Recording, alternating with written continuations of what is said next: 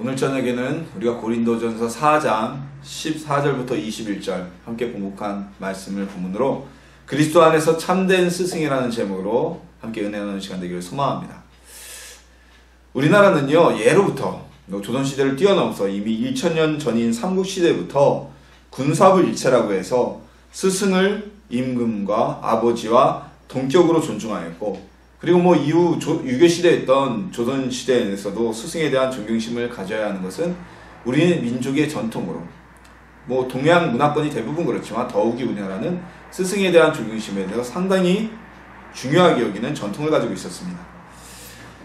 식구들이 생활하기에도, 예전에는요, 정말 식구들이 생활하기에도 빠듯한 박봉을 맞으면서 가난한 제자들이 있으면 그들의 학자금을 도와주거나 끼니를 어려움 때문에 굶는 학생들이 있다면 그들을 함께 자신의 집으로 데려와서 끼니를 함께 나누던 그런 선생님의 이야기들을 우리가 누구나 한 번쯤은 들어본 적이 있을 것입니다. 제가 호로비츠를 위하여라는 영화를 본 기억이 있습니다. 엄정화 씨가 주연을 맡은 영화였는데요. 제가 이 영화를 참 감명 깊게 보았습니다. 이 영화는 한 아이가 가난하고 그리고 모든 사람이 포기한 한 아이에게서 천재적인 피아니스트로서의 가능성을 발견하고 그 아이를 천재 피아니스트로 키워가는 한 스승의 이야기입니다. 근데 이 스승은요, 영화에서 엄정화 씨가 주인공을 맡은 이 아이를 발견한 스승은 뛰어난 피아노 교수도 아니었습니다. 그리고 대단한 음악가나 명성 있는 사람도 아니었어요. 동네 한곁에서 정말 평범하고 오히려 작은 피아노 학원을 운영하던 피아노 학원의 원장이었습니다. 모든 사람들이 포기하고 모든 사람들이 가르칠 수 없다고 이야기했던 아이를 이 선생은 자신이 가진 어려움과 또한 스스로도 많은 깨달음을 얻었죠. 처음에는 아이를 자신의 명성의 대상을 위해서 수단으로 삼으려 했지만 마침내 아이의 진심과 어떤 것이 진정한 아이를 위한 길인 것을 깨닫고 아이를 가르치며 자신도 함께 성장해 나가는 모습을 보이게 됩니다. 이 영화의 대미는요, 정말 진한 감동을 주는 장면은 종반부에 나타나는데요. 아이가 굉장한 뛰어난 천재성을 발휘하는 것을 알고 외국으로 좋은 기회를 얻어서 나갈 수 있는 기회를 얻게 됩니다. 자신의 명성과 그리고 자신을 위해서는 아이를 보내지 말아야 함에도 이 학원의 선생님은 아이를 위해서 떠나가지 않겠다고 오는 아이를 그 좋은 기회를 위해서 미련 없이 보내주게 됩니다. 그리고 영화의 마지막에 이 아이가 유명한 피아니스트가 되어서 한국에 와서 내한 공연을 하게 되는데요. 세월이 많이 흘러서 선생님은 아이를 알지만 아이는 선생님을 기억할까? 다들 그런 의문 속에 있을 때 마지막에 선생님과 함께 나누어 가졌던 반지를 비춰줌으로 인해서 이 아이는 선생님을 기억하고 있다는 사실을 모든 사람들에게 메시지를 전해주고 감동을 주게 되었습니다. 자, 이 영화를 보면서요, 저는 비록 그 영화의 주인공인 피아노 학원 원장이 굉장히 작고 어떻게 보면 평범하고 대단한 능력을 가진 사람은 아니었지만 그 누구보다 정말 진정한 선생님이 되었다라고 여겨졌습니다. 모든 사람이 외면하는 아이를 정말 마음으로 품는 것, 그것이 진정한 스승의 모습이 아닐까 싶습니다. 지금도 그런 선생님들이 충분히 많이 계시죠. 그렇지만 아무래도 오늘날의 사회에서 교사라는 직업이 급여도 높고 그리고 사회적인 존경도 받고 직업의 안정성도 풍부하고 개인의 여가생활도 충분히 가질 수 있기 때문에 오늘날에는 정말 제자들을 양육하고 사람들을 가르칠 수 있다는 그 사명감보다는 하나의 최고의 직업으로서 교사로 지원하는 사람들이 많다 보니까 예전처럼 스승과 제자의 애틋한 그 모습들이 예전보다 못해 보이는 것이 아닐까 하는 생각이 들기도 합니다. 우리 성경 말씀에도 보면요, 거짓 선생들, 그리고 사꾼들, 그리고 참된 선생들, 이런 단어들이 수없이 언급이 됩니다. 우리가 예수님 안에서 하나님의 말씀을 전하는 참된 선생의 모습, 우리가 주님 안에서 우리의 신앙의 제자들을 양육하는 참된 선생의 모습이 무엇이어야 하는지, 어떠한 마음가짐을 가져야 우리가 그리스도 안에서 참된 선생이 될 수 있는지 오늘 말씀을 나누면서 함께 다시 한번 돌아보고요. 우리가 주님의 말씀을 바르게 전하고 하나님의 백성들을 양육하는 참된 스승이 되기를 예수님의 이름으로 소망합니다. 바울은 자신이 성도들에게 지키라고 하는 것은 그들에게 부끄러움을 주려는 목적이 아니라고 오늘 본문을 통해 말하고 있습니다. 바울은 더불어서 자신이 성도들을 자녀와 같이 여긴다고 고백하고 있습니다. 이것은 성경뿐만이 아니라 일반 사회에서도 스승이라면 제자에게 기본적으로 가져야 될 마음이라고 이야기합니다. 앞서 군사부일체라는 제가 그 한자성어를 말씀드렸지 않습니까? 군사부일체, 임금과 스승과 아버지는 동격체이다. 같은 위치에 있는 분들이다. 이런 뜻인데요. 이 말은 뒤집어 얘기하면 스승이라 임금 역시 아버지가 자녀를 대하는 것처럼 그들을 사랑으로 대해야 된다는 의미가 내포되어진 한자성어입니다. 사랑이 없는 가르침은요, 지식 전달 외에는 아무런 효과를 가지지 못합니다. 어떠한 영향을 주지도 못합니다. 사랑이 없는 선생은요, 그냥 돈을 받고 물건을 파는 장사꾼과 다를 바가 없습니다. 자, 우리가 물건을 살 때, 장사꾼에게 돈을 주고 살 때, 상인에게 돈을 주고 살 때, 우리가 돈을 주고 물건을 사오고 나서 이걸 나에게 팔았어, 고맙습니다, 뭐 이렇게 칭호를 합니까? 아니면 이거 물건 나한테 싸게 팔아줘서 고맙습니다, 이런 얘기 합니까? 안 하죠. 마트에 가서 싸게 살면 싸게 내가 샀네? 잘 샀네? 그리고 우리가 고객인데 고객한테 적당한 서비스를 받기를 원하지, 누구도 특별한 경우 외에는 물건을 파는 이에게 감사나 고마움이나 이런 것을 표현하지 않습니다. 사랑이 없는 스승은요, 사랑이 없는 선생은요, 대가를 받고 지식을 전달하는 장사꾼에 불과합니다. 그렇기 때문에 좋은 선생이 되려면 먼저 가르침을 받는 이들, 우리가 가르치는 그들을 사랑으로 아끼고 대해야만 된다는 것입니다. 특히나 우리는 무엇을 전합니까? 우리는 예수님의 사랑을 전합니다. 나를 위해서 십자가에 달려 돌아가신, 나를 위해서 죽음까지도 불사하신 그 예수님의 사랑을 전하는 것이 우리의 가르침입니다. 입으로는 예수님의 사랑을 전하는데 마음으로는 전혀 사랑을 주진 않아요. 그럼 그것은 참된 가르침이 아니죠. 거짓된 가르침이고 참된 선생이 될 수가 없는 것입니다.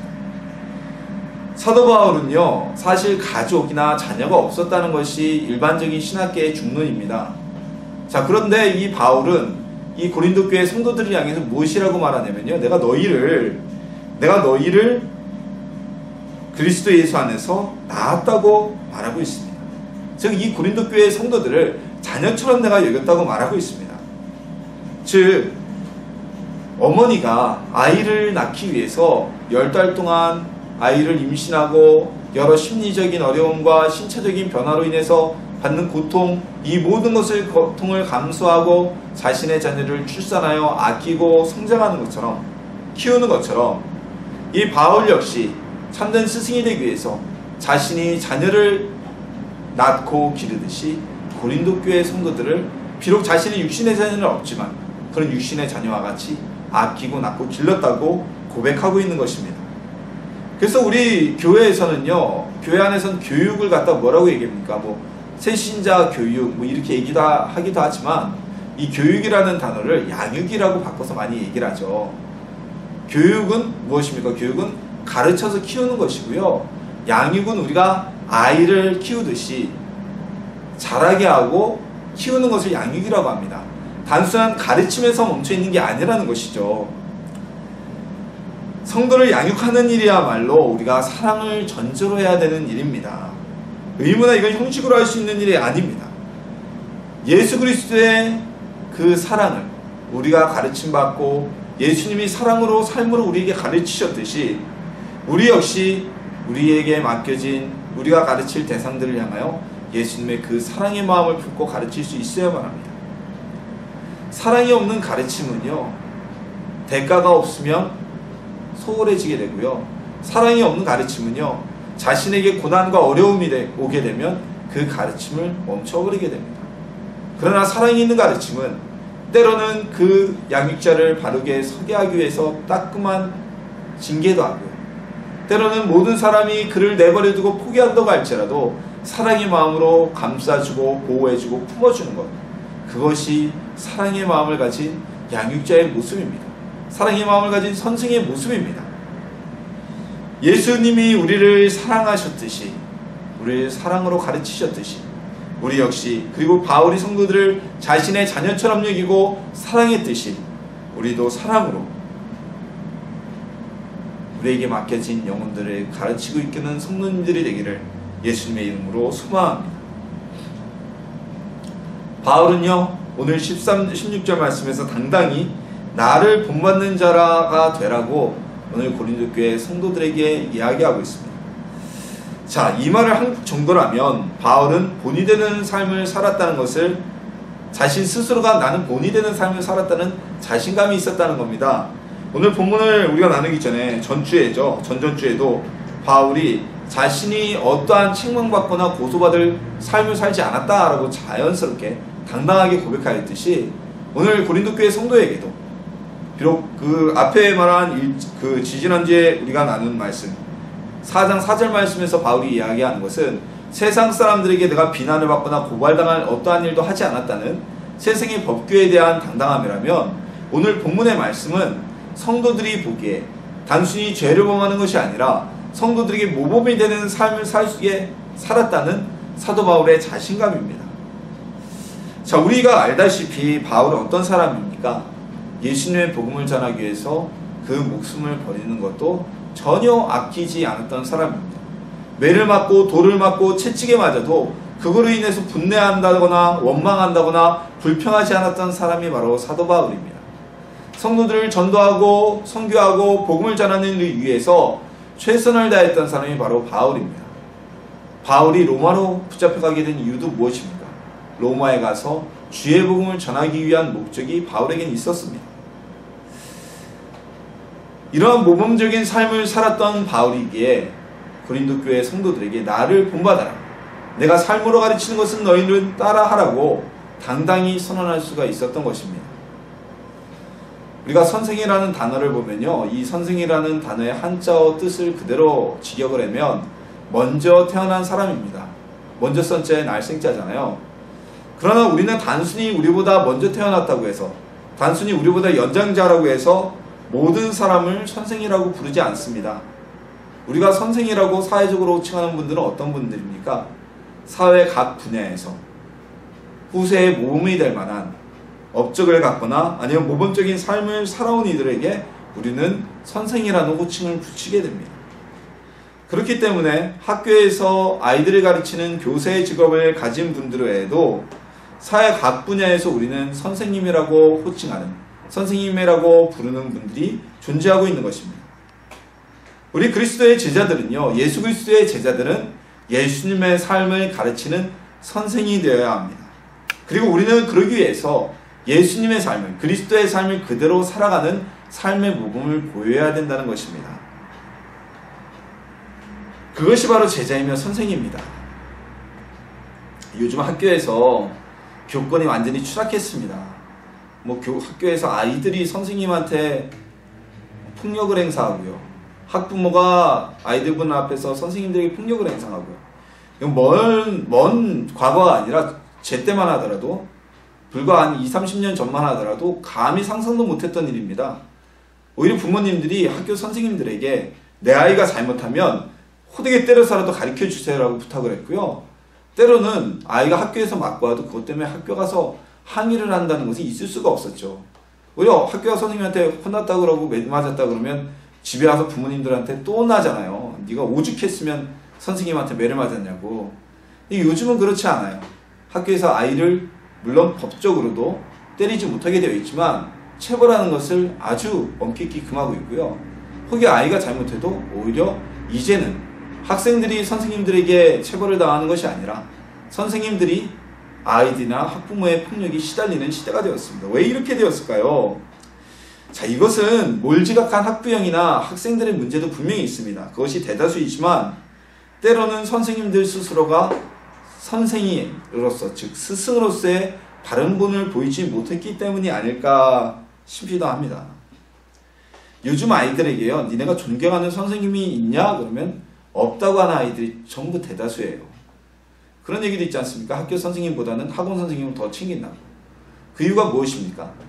만약에 선생이라는 교사라는 직위가 단순히 돈을 벌기 위한 직업적인 자리가 된다면요, 우리가 계약관계로 생각하면 그 교사인 분들에게 세금을 통해서 급여가 지급이 되고, 그 급여를 지급하는 세금을 납부하는 것은 바로 국민이고 학부형들이고 학생들의 부모이기 때문에 계약관계에서 갑이 아이들이 될 수가 있다는 거죠. 그래서 단순히 직업적인 의식을 가지고 교사를 하게 되면 아이들도 선생님을 존경하지 않을 뿐더러 또 오히려 학생 측이 이렇게 갑의 역할을, 말도 안 되는 일을 저지를 수가 있다는 겁니다. 하지만 오늘날에도 제자들에게 모범을 보이는 선생님들이 분명히 계십니다. 사회적으로 문제가 되는 부분들이 항상 더 부각이 되고 이슈화가 되기 때문에 언론에서는 그런 부분만을 부각시키기도 하지만요, 사회적으로도 오늘날에도 분명 제자들을 아끼고요 사랑하는 선생님들이 계세요. 삶으로 모범을 보이는 선생님들이 계십니다. 이런 선생님들에게 배운 제자들은 어떻습니까? 다 공통점이 있어요. 그들이 학년이 바뀌고 졸업하여서 학교를 떠나서 사회생활을 한다고 해도 그 선생님에 대한 고마움을 잊지 않습니다. 그리고 때로는 선생님께 와서 인사를 드리고 자신들이 선생님에게 배웠을 때보다, 자신들이 선생님의 자신들이 가르쳤을 나이보다 더 많은, 더 늙은 나이가 되어서도 선생님을 찾아오고 감사함을 표현하게 됩니다. 그 이유가 무엇일까요? 그 선생님은 최소한 그 학생에게 있어서 삶의 모범을 보인 선생님이기 때문입니다. 진정한 선생님은요, 시험에서 몇 문제가 나올지, 어떤 문제가 정답일지를 가르쳐주는 선생님이 아닙니다. 진정한 선생님은요, 지식뿐만이 아니라 삶의 모범까지 보이는 분이 바로 진정한 선생님입니다.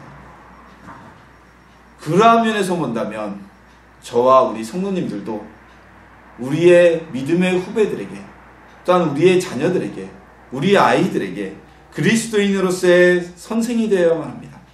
예수님의 삶을 살아가면서 삶의 모범을 보이는 스승이 될 수 있어야만 합니다. 오늘 바울이 당당하게 얘기했듯이 여러분은 저의 삶을 본받으십시오라고 이야기할 수 있는 삶을 살아야 합니다. 우리의 자녀들과 후배들에게 존경받을 만한 모범적인 그리스도인의 삶을 살아가는 성도님들이 되기를 예수님의 이름으로 소망합니다. 우리가 그리스도 안에서 또한 참된 선생이 된다는 것은 자신에게 맡겨진 영혼을 위해서 끝까지 책임을 다하는 사람입니다. 바울은 고린도전서를 쓸 때 그는 고린도에 있지 않았습니다. 멀리 떨어져 있었습니다. 하지만 그는 고린도 교회 성도들에 대한 책임감과 의무감이 있었습니다. 그래서 자신이 갖지 못할 사정이 있기 때문에 대신 자신을 대신하여 자기의 가장 가까운 제자가 된 디모데를 고린도 교회에 파송하여 성도들을 가리키고 돕겠다고 이야기하게 됩니다. 자, 진정한 스승은요, 학생이 졸업했다고 해서 어려움에 처한 것을 보고 외면하지 않습니다. 정말 진정한 선생님들은요, 졸업 이후에도 자신의 제자가 어려움을 당한 것을 보면 몸이 힘이 닿는 한 최선을 다해서 그 제자들을 돕고자 하는 것이 진정한 선생님입니다. 왜냐하면 사제지간의 관계는요, 어떤 이익을 뛰어넘는 계약관계, 개인의 이익관계를 뛰어넘는 관계인 것입니다. 그것이 바로 진정한 사제지간의 모습이기 때문입니다. 세월호가 바닷속에 가라앉을 때 그 배 끝까지 아이들과 함께 하다가 생명을 잃은, 아이들과 함께 목숨을 잃은 선생님들이 몇 분 계십니다. 그 중에는요, 정식 선생님이 아닌 분들도 계셨고요, 기간제 선생님분들도 계셨습니다. 기간제 선생님들은 계약직입니다. 2년 계약 끝나면 해마다 계약을 다시 해야 되고요, 때로는 학기별로 계약을 다시 하는 경우도 있고요. 정교사분들은 막말로 아이들과 오랫동안 생활하고 그 학교에 오래 있고, 그리고 순직을 당해도 순직연금이 나올 수도 있습니다. 물론 그 자리에 계셨던 선생님들 중에 누구도 그 배가 침몰할 것이라고 예상한 분은 없으셨을 겁니다. 하지만 이 선생님들 끝까지 아이들과 함께 했습니다. 무엇 때문입니까? 왜 배가에 물이 들어오는 것을 보면서도 먼저 피하지 않았을까요? 아이들을 지키고자 하는 마음이 있었기 때문입니다. 아이들을 끝까지 함께 보호하고자 하는 책임감과 마음이 있었기 때문에 이 선생님들은 아이들을 우선시하고 아이들을 먼저 구하려고 했지, 자신이 먼저 도망치고 탈출하려고 하지 않았던 것입니다. 이것이 바로 스승된 사람의 책임감이고 마음입니다. 예수님은 우리를 위해서 그 목숨을 대신하여 죽음까지 이르셨습니다. 그리고 우리에게 말씀하셨습니다. 너희는 나의 말을 듣고 그리고 그대로 살아서 가서 사람들에게 내 말을 가르치고 그들이 나의 삶을 지켜 살게 하라고 말씀하셨습니다. 이것이 바로 예수님의 사명입니다. 우리는 책임감을 가지고 관심을 가지고 우리에게 맡겨진 영혼들을 위해서 최선을 다해야만 합니다. 바울 역시 고린도 교회 자신이 세우고 자신으로 인해서 설립된 교회에 전도된 사람들을 향해서 자신에게 맡겨진 책임감을 다하고자 하고 있습니다. 무한한 책임감을 가지고 있었습니다. 그것은 이 고린도 교회뿐만이 아니었습니다. 바울은 모든 교회와 성도들을 향해 이러한 책임감을 가지고 있었습니다. 10명의 자녀를 둔 부모가 10명 중에 단 한 명의 아이도 안타깝지 않은 자녀가 없듯이 바울은 자신에게 맡겨진 모든 영혼에 대해서 책임감과 관심을 가지고 끝까지 그들을 돕고자 하는 마음을 가지고 있었다는 것입니다. 그렇기 때문에 디모데를 파송하여서 고린도 교회 성도들에게 바른 가르침을 가르치고 그들 가운데서 악의 모습은 제하여 버리려고 시도했던 것입니다. 이 고린도 교회 성도들은 그렇게 바울의 사랑을 받을 만큼 훌륭한 성도는 아니었어요. 이들은 말썽만 피우고요. 고린도 교회에 수많은 문제를 일으켜던 교회였습니다. 많은 문제를 내포하고 있던 교회였습니다. 그럼에도 불구하고 바울은 이 이쁜 곳이라고는 조금도 없을 수 있는 고린도 교회 성도들을 향해서 사랑으로 자신의 책임을 다하려고 합니다. 우리 교회 내에는 여러 부서들이 있습니다. 유초등부, 중등부, 고등부, 대학 청년부, 장년부 이런 부서들 중에 특별히 유초등부 같은 경우는요 좀 그 안에서 좀 심하게 개구진 아이들이 꼭 한두 명씩 있어요. 얘네들 보면 아주 그냥 예배 시간에는 예배를 드리러 온 건지 이거 예배를 방해하러 온 건지 처음부터 끝까지 떠들고 장난치고 다른 아이들 예배 드리는 거 방해하고 이런 아이들이 있는 분반의 선생님들은 정말 진땀을 흘립니다. 그러다 보면 속으로 이런 생각을 하기도 돼요. 야, 저 빨리 세월한질 않아. 빨리 커가지고 저 우리 부서가 아니라 딴 부서로 저 보내버려야 되는데. 이런 생각이 들 수도 있어요. 이거는 솔직히 말씀드리면 저도 어렸을 때 교사를 하면서 교회학교 교사를 하면서 정말 말씀 부리는 애들 있으면 이런 생각을 갖기도 했기 때문에 드릴 수 있는 말씀이죠. 근데 이런 마음은 사실 선생된 사람이 해서는 안 될 생각이죠. 왜냐하면 그리스도 안에서 참 스승이라면요 끝까지 우리에게 맡겨진 영혼을 위해 오늘 바울처럼 우리는 책임감과 관심을 가질 수가 있어야만 합니다. 우리 부서를 떠났다고 할지라도 그 아이가 나이가 들어서 상위 부서로 초등부에서 중등부로 중등부에서 고등부로 이적을 했다고 할지라도 끝까지 그 아이에게 관심을 두고 어려움이 있다면 적극적으로 도우는 것이 정말 스승된 사람의 바른 모습입니다. 바울은 고린도 교회의 수많은 문제를 모른 척하지도 않았습니다. 책임을 회피하지도 않았습니다. 오히려 디모데를 그들 가운데 보내어 이 교회를 돕고자 하였습니다. 그리고 분명히 자신이 고린도 교회를 다시 방문하여서 성도들의 잘잘못을 살필 것을 선언하고 그들이 디모데의 말을 듣고 올바른 행실로 올바른 모습으로 다시 돌아오기를 바라고 있습니다.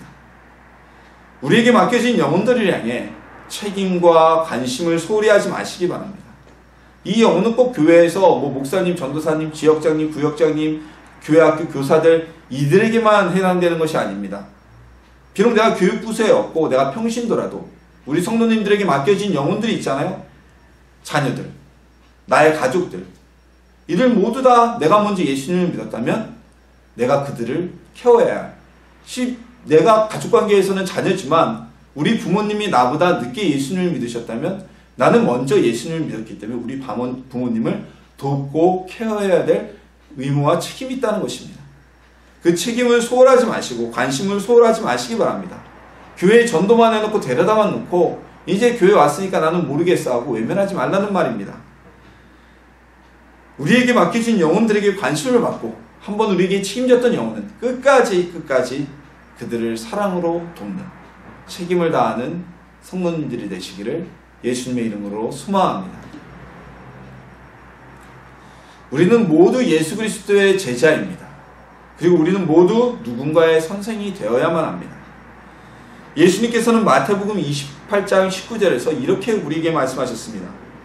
너희는 가서 모든 민족을 제자로 삼아 아버지와 아들과 성령의 이름으로 세례를 베풀고 내가 너희에게 분부한 모든 것을 가르쳐 지키게 하라고 말씀하셨습니다. 무슨 말씀입니까? 곧 예수님의 제자된 우리가 또 다른 이들을 제자로 삼아서 그들에게 예수님의 말씀을 잘 가르치고 그들이 예수님의 삶을 살아가도록 가르치고 모범을 보이라는 말씀이죠. 우리는 그리스도 안에서 참된 스승이 되어야만 합니다. 우리가 사랑으로 우리에게 맡겨진 영혼들을 향해 나가야 됩니다. 그리고 우리가 먼저 그들에게 예수 그리스도의 삶을 통해서 우리가 삶의 모범을 보여야만 합니다. 또 우리에게 맡겨진 영혼들을 향해서 그들을 위해서 최선을 다해 책임감을 가지고 주님이 오시는 그날까지 관심으로 케어해야만 합니다. 그때 우리는 예수님의 말씀을 실행하고 그 말씀대로 행하는 참된 선생이 될 수 있을 것입니다. 우리의 참된 선생님이신 예수님의 말씀과 삶을 그대로 전하는 그리스도의 안에서 참된 선생님이 되시기를 예수님의 이름으로 축원합니다.